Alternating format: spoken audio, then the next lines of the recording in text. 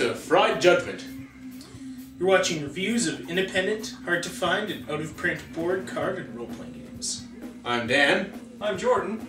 I'm Brian. So this is Carnival, a game that was recently released off of Kickstarter. Contents include lovely set of instructions, board for organizing where your dice go, tickets,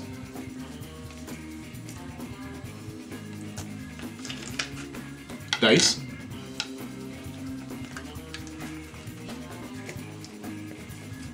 rule cards,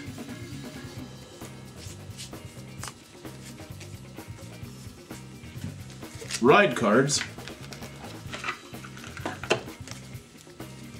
Alright, so first impressions, game guys. Dan? Yep.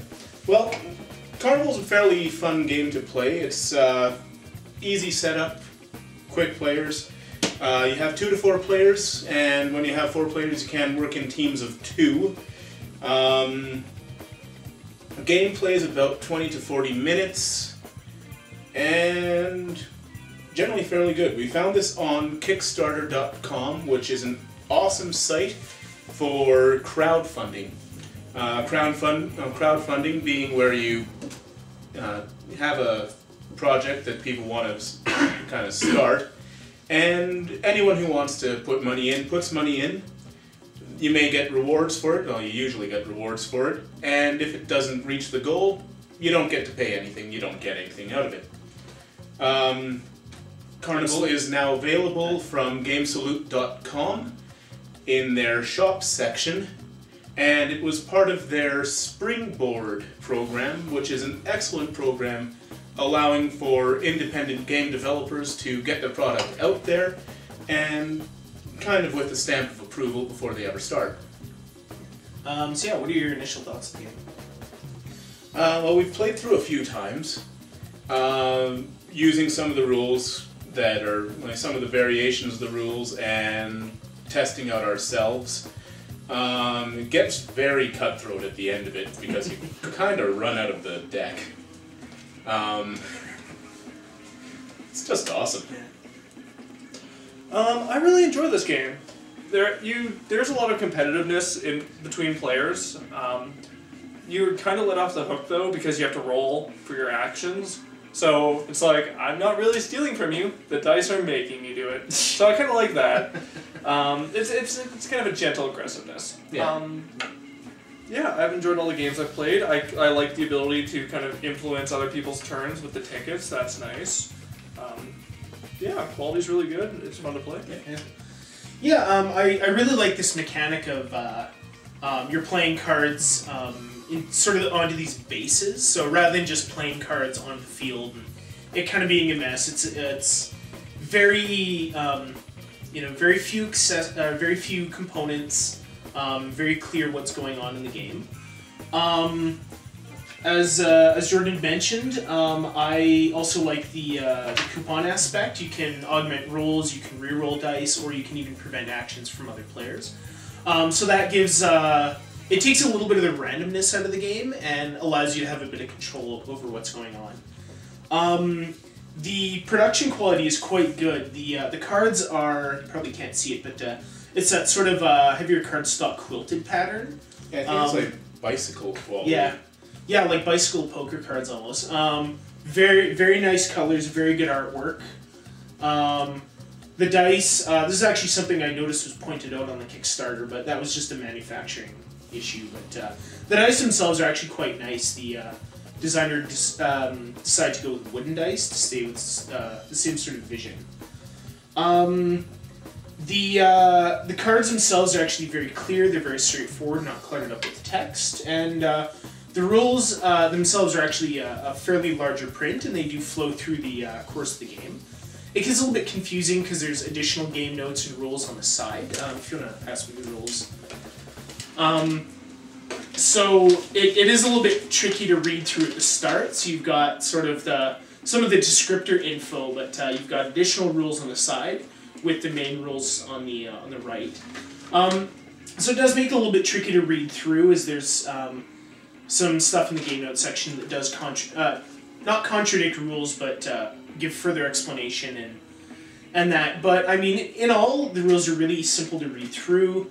They're really straightforward, and I remember them being really clearly written when we first decided to play. Okay. So, A few other things to mention are, with the Kickstarter game, you actually got one of the expansions that is slated to be released eventually, called the Sideshow. What that consists of is 6 new wild cards, based off of the, well, sideshows of old. Each show card has a new kind of action it can do when you discard it, and adds a little bit more craziness into the game. As well, we got a little mini game they have here called Lucky Dice, which is kind of a little solitaire dice game. you can see how that plays. Yeah. Some special edition dice, including a wonderful little Carnival logo on the one. And I think this might actually be for another little mini game. It's got the wild card there. Yeah, that might be for Lucky Dice. Maybe. And a lovely little cloth tote for putting your tickets in. Oh, is that what that's for? I thought that was a dice bag. Well, you could use it for that too. It's the description you gave on the webpage. Oh. Very good. Yeah, so what did you guys think of the rules? Were there anything good, bad? Was there anything that stuck out that was a bit problematic? Go with the actual rules. Like when we tried kind of enhancing the deck by having all of the cards in, and that's one thing that should be mentioned. Anytime less than 4 players, you actually have a bunch of cards that you can't play with. And if you actually leave those in there, the game kind of becomes a little bit more touchy-feely, huggy.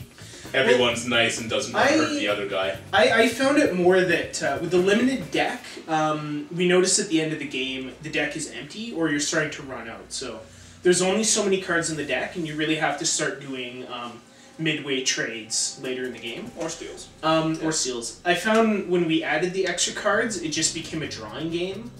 Not even so much like huggy feely. It was just like all just. We don't need to bother trading because we know they're more on the deck. Yeah, actually, that was another thing. Like hand trades as well. I remember them not happening. Yeah. So it's just it becomes a drawing game, so it kind of changes the whole game element. Also, we did try leaving all of the wild cards in, whereas the expansion's supposed to replace the ones that come with the main deck.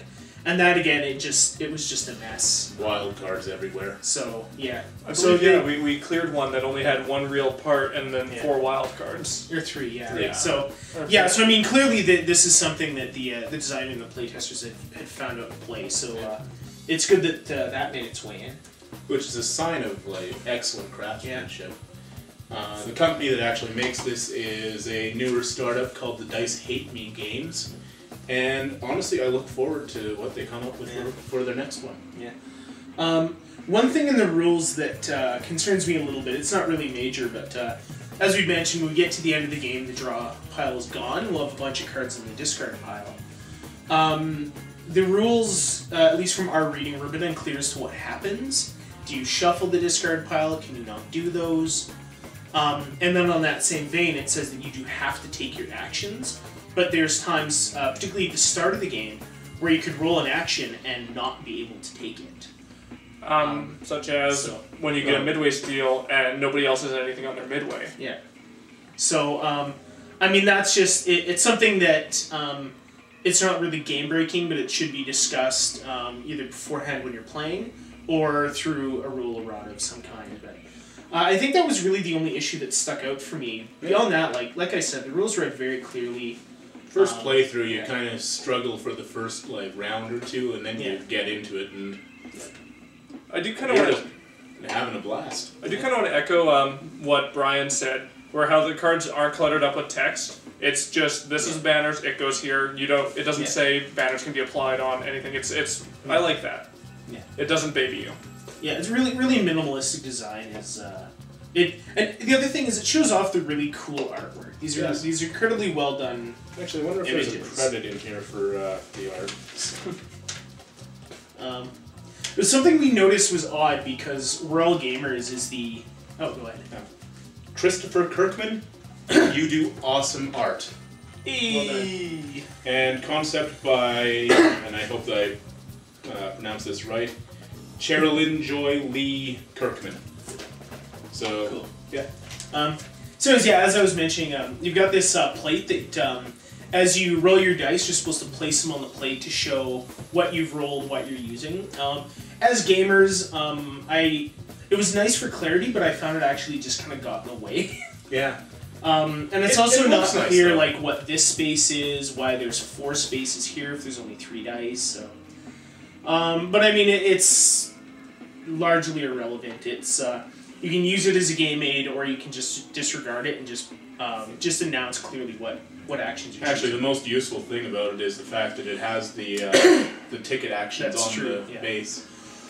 And it does come with 4 rule cards to make sure that everyone remembers what the heck they're Yeah. supposed to do. So The values of the various dice rolls on one side and the turn sequence on the other. cool. And I think we've done Yeah. way too long on this. Yeah, just kind of a. How many drumsticks would you rate this? Let's not do that. No, Okay. no. Just no. although actually it does bring up a good point. Like who do you guys think would like this game? Honestly, I think it's kind of an all ages group. Yeah. Like, you could do it with a family for, like, holidays when you're just messing around, or even on a vacation. We're diehard cynical gamers, and we all enjoyed it. I wouldn't recommend it for a party, though. Like, it's kind of too small for that. Yeah. Well, and it's definitely not as loud as like a party game tends to be. But you do bring up a good point. This could be a really good like family game. For the the gamer who has the family that doesn't really play really intense board games or card games, it's really easy to get into. Everyone's familiar with dice. Everyone's familiar with cards. The mechanics don't strike me as something that a non-gamer wouldn't be able to grasp. No. So I think that would be good. I think any casual card gamers I think would like this. I think some board gamers would like this because. Although it's not a board game per se, it very easily could have been. So I think that aspect's there. And I think just nostalgia. Everyone went to Midways when they were a kid.